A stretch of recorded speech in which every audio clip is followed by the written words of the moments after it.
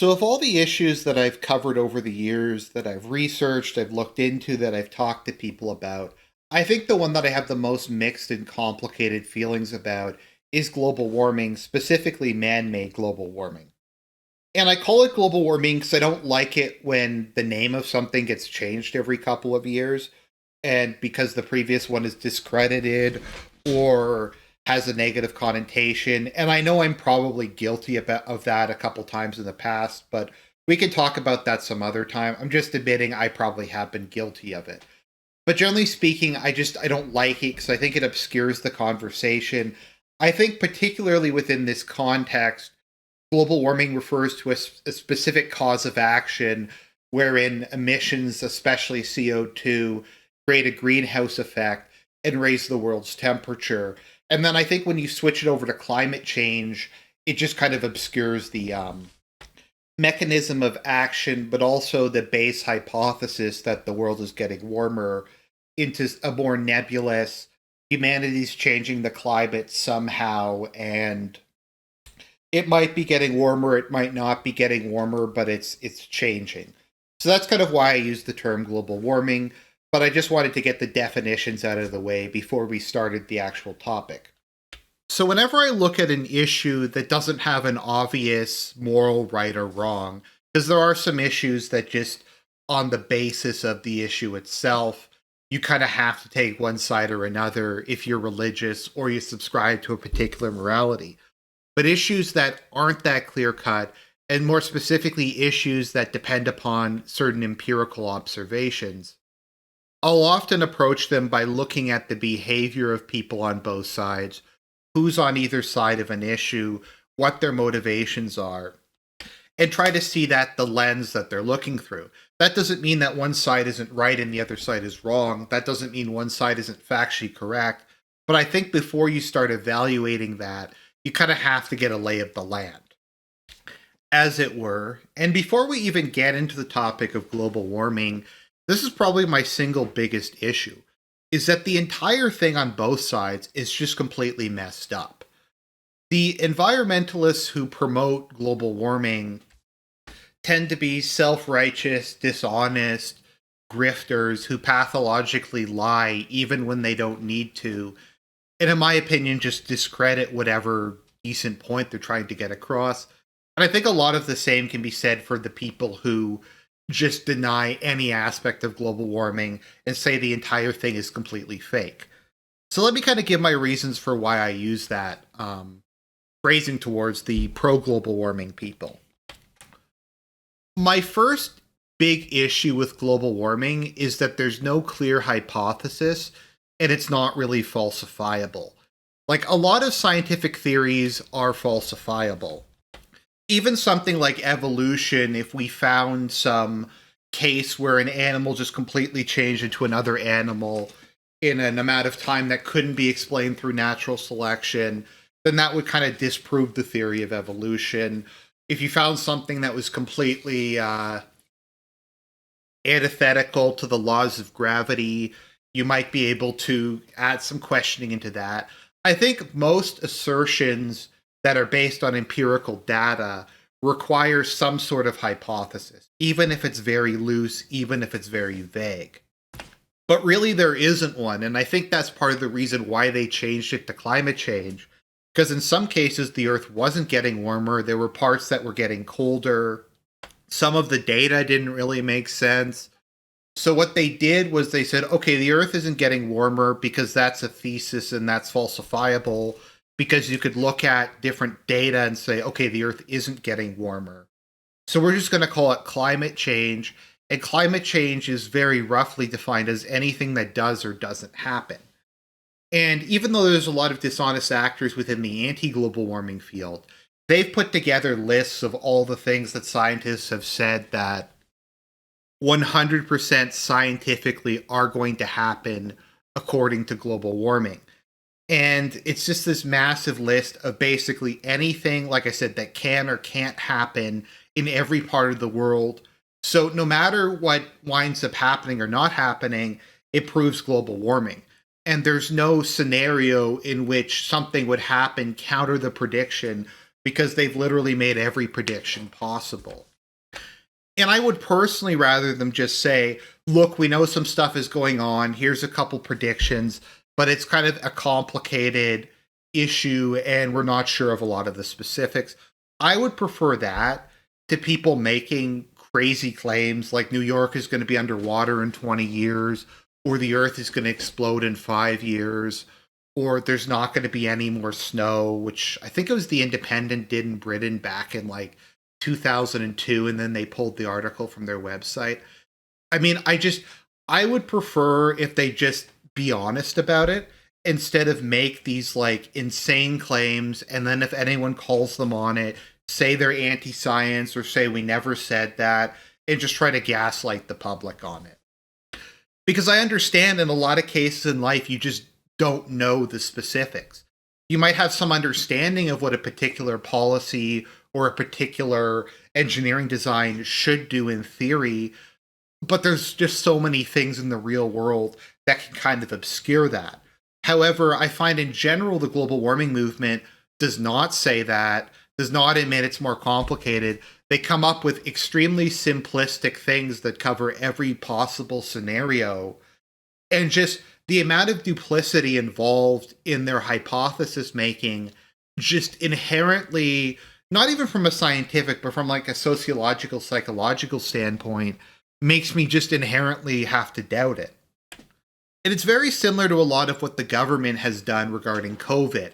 And this is another good issue because it's one where it's not so much a scientific debate, it's a cultural, meta-political debate between the two sides. And there's a general unwillingness, for whatever reason, for the government to admit that they don't know something or something's dependent on what happened. And the government has very commonly throughout COVID in different countries said, okay, this is 100% going to happen. This is 100%. If you don't think it is, then you're mentally ill. And I understand that that's to try to alleviate panic. But at the same time, when you do that, you do get into a boy who cried wolf scenario. What I mean is, if you're going to be dishonest and you're going to not really hide the fact that you're being dishonest and then gaslight people when they call you on it, then there's no real reason someone should trust you. And that was kind of my issue with a lot of years with the global warming movement, is even if they had like legitimate standpoints, the amount of lying that was involved when they didn't need to just made me naturally doubt them without even going further than that. And in a lot of ways, the anti-global warming movement is just as bad. Like, there's claims, and I've read some books on this, where they'll be like, look, there's an unlimited amount of oil. We're never going to run out of oil. It's a good thing if the earth is heating up. That's going to produce more CO2, which is going to make plants grow. Maybe that's plausible, but there's a lot of other negative effects that might happen. And sometimes they're like, oh, there's a little bit of climate change. And then we get into stuff about the sun, and the thermometers are placed at different points in time. And it is true that a lot of these people are funded by the oil companies.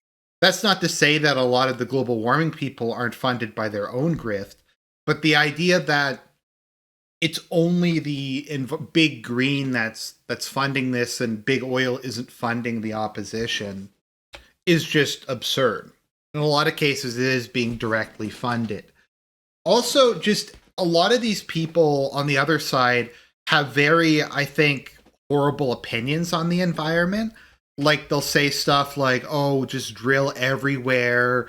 It's okay. Just fucking level forests, shut down the national parks, just completely exploit it, turn America into Mordor, basically, into like this industrial wasteland, make it like China. China's like the picture of environmental success because they gave up everything in order to grow their economy. And I remember when I stopped watching Glenn Beck, well, there was a couple reasons, but one of them was when he said that the big issue we have to address now is we have to privatize the national parks and dismantle the conservation structure, because the state has no purpose engaging in environmental protection. And that just seemed a little bit ridiculous to me. Part of the issue why I think people might be more sympathetic or think that the anti-global warming movement lies less is because they just don't get very much coverage. And whenever they get coverage, it's this very straw man, like mustache twirling, just really kind of dumb stuff. And just looking at the behavior of the people who try to trash the anti-global warming movement, it makes me very suspicious. I'm just going to put that much. And maybe this isn't a good way to go about it, but I'm not a scientist. I'm not a climate scientist. I don't necessarily understand the science behind it, and I'm willing to admit that. And the science behind it contradicts itself. People come up with different stuff. Is it getting warmer? Is it getting colder? All that sort of thing. So it is very hard to just sit down and sort through the available data. So then we're left kind of looking at the parties involved. Now, another big issue I had with the global warming movement for a long time, and I still do, is their complete reluctance to embrace any sort of solution. And they didn't even take like a Planet of the Humans outlook that the solutions are bad. They were just against them. And I know in a lot of cases they said it's, if we solved the problem, it wouldn't punish humanity. It wouldn't destroy human civilization. Because a lot of it does come from a misanthropy that just hates humanity and hates everything that we've achieved as a species. And if it's very clear that that's your fundamental principle, it just makes me not take you seriously. And we always have these UN conferences. Politicians always go, "The world's going to blow up in 5 years." It's happening. It's the left wing version of the happening.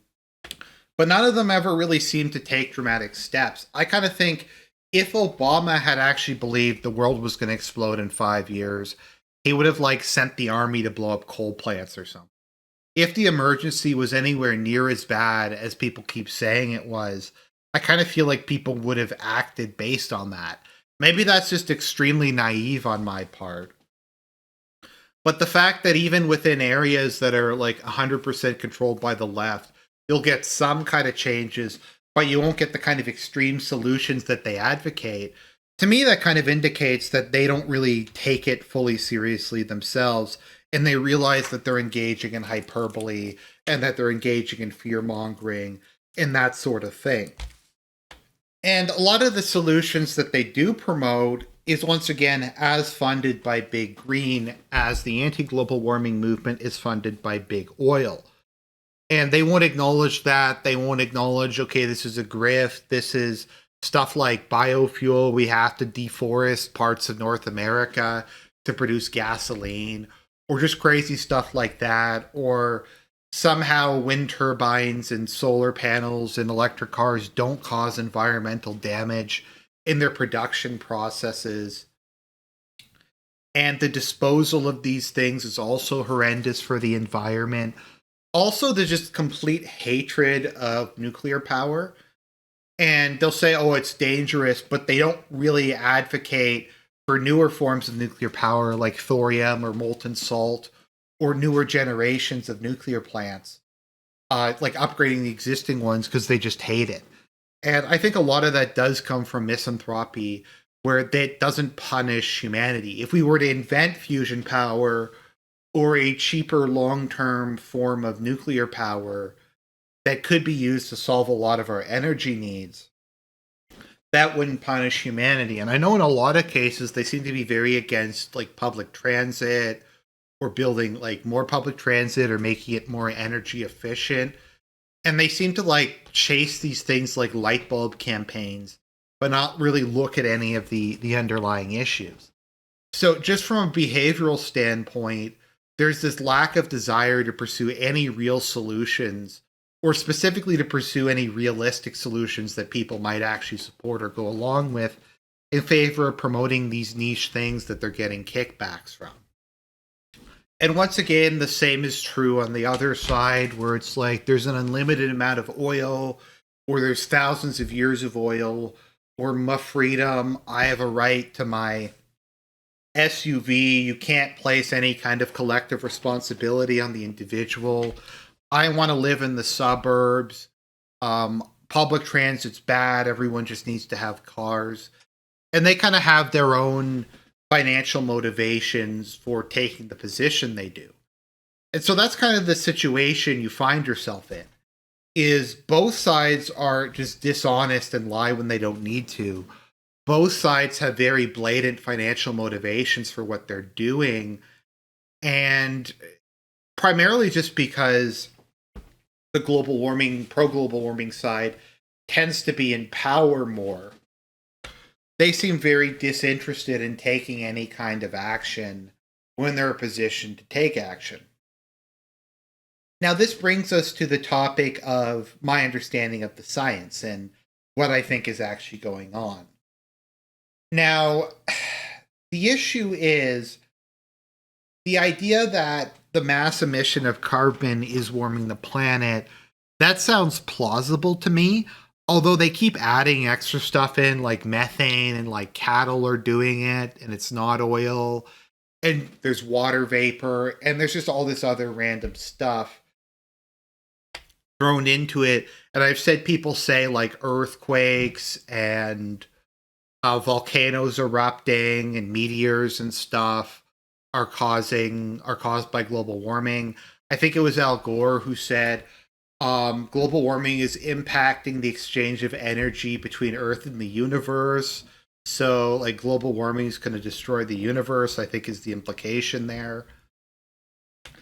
But at a basic level, I'm willing to buy that humans are severely damaging the environment.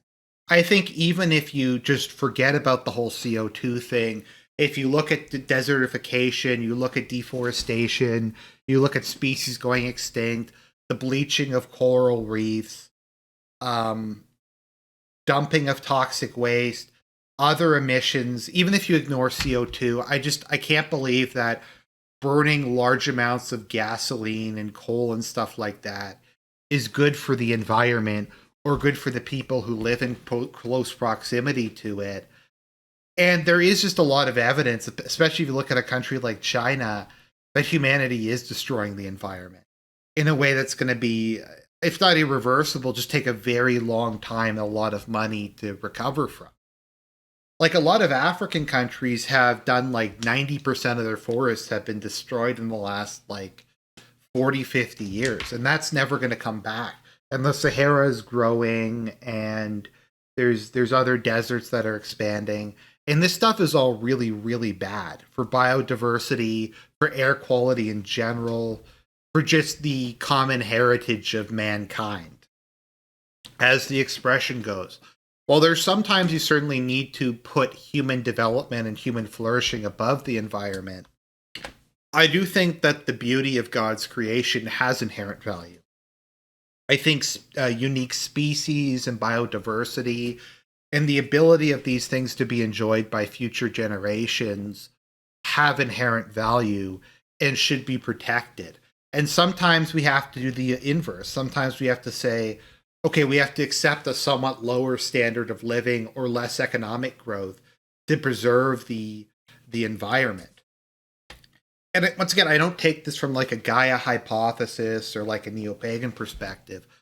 I look at this from a Christian perspective, that God's created such a beautiful planet, and he's populated it with just countless fascinating animals and stuff like that. I remember when I was younger, I watched the BBC Planet Earth, and it actually made me substantially more religious because it was just looking at like the beauty of what God's created in the world and how fantastical a lot of it is.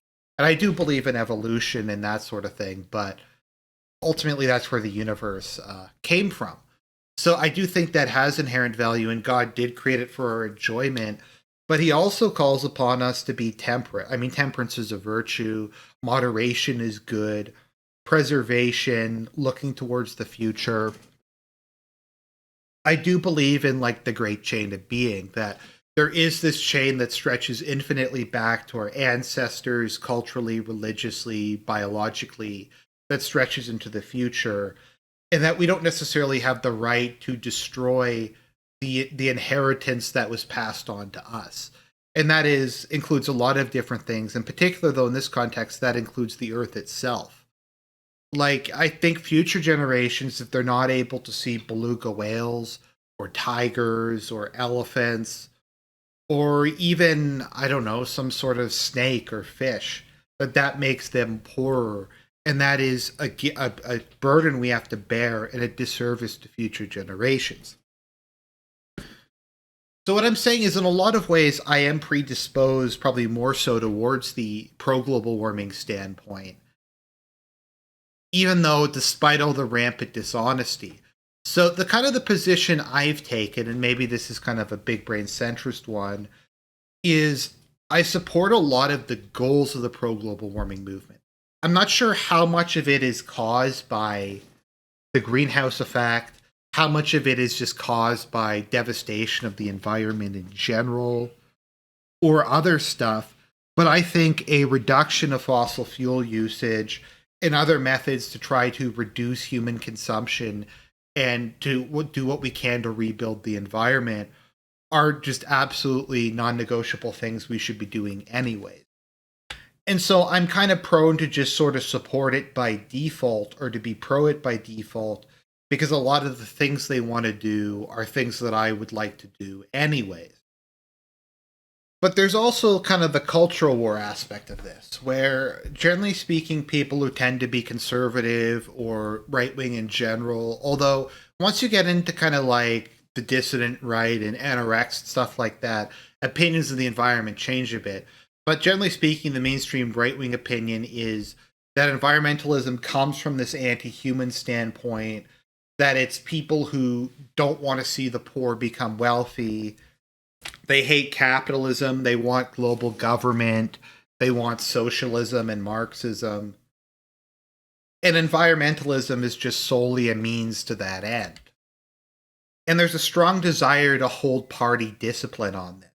And if you are somebody who's in like a right-wing talk show host, or you have a channel, or you just vote conservative in general, you're going to be surrounded by people who don't share that opinion and will, for a lack of a better term, bully you and try to force you to accept it solely based on a cultural level.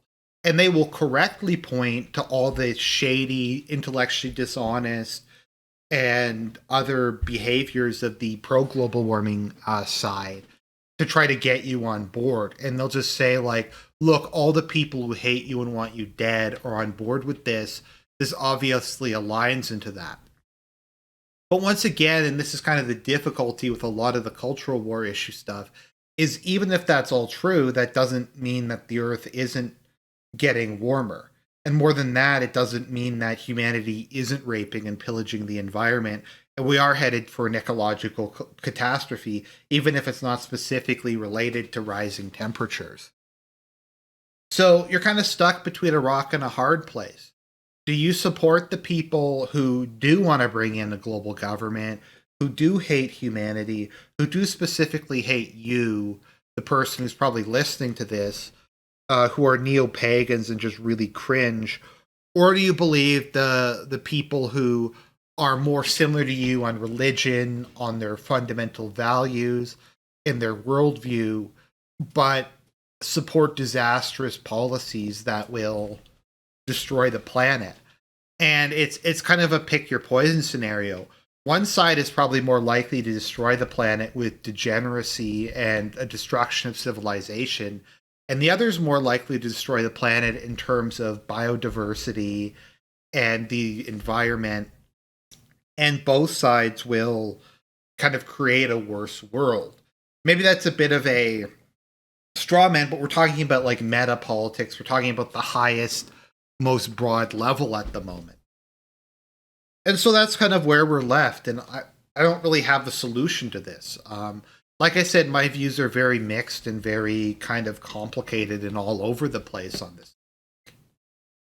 As I've said many times in the past, I don't have all the answers.